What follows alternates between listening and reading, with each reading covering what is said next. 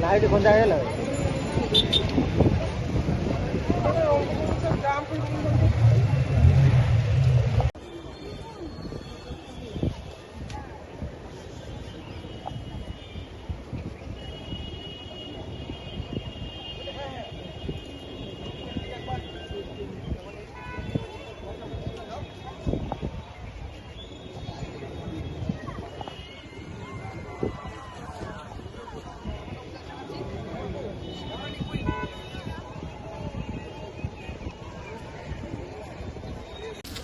শুনলাম তো কি শুনলেন একটু বলে দিন যে রাহুল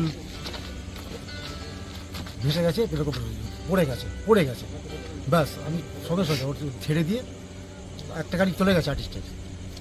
আচ্ছা, তারপর গেলাম ওরা আমার রেস্কিউ বোট ছিল, তুলে নিয়ে এলো আমার স্টাফরা আস্তে আস্তে। হাই প্রেশার ছিল, প্রেশার।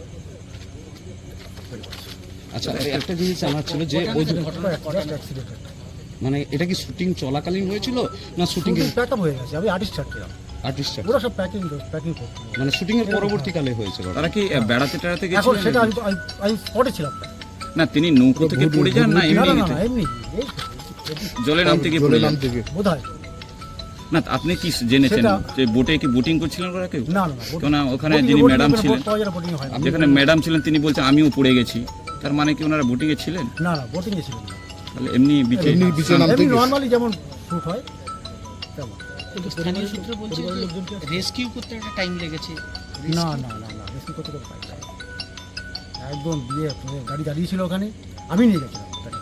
আমি যেতাম হোটেল থেকে 1 মিনিট লাগে ওই জায়গাটা, আর বোট ছিল, বোটে করে দিয়েছিলাম। পরিবারের লোকজন কি আসছেন?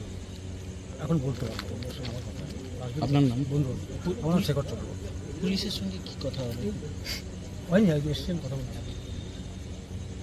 আপনি কি এখানে কোন ইয়েতে প্রোডাকশন ম্যানেজার। প্রোডাকশন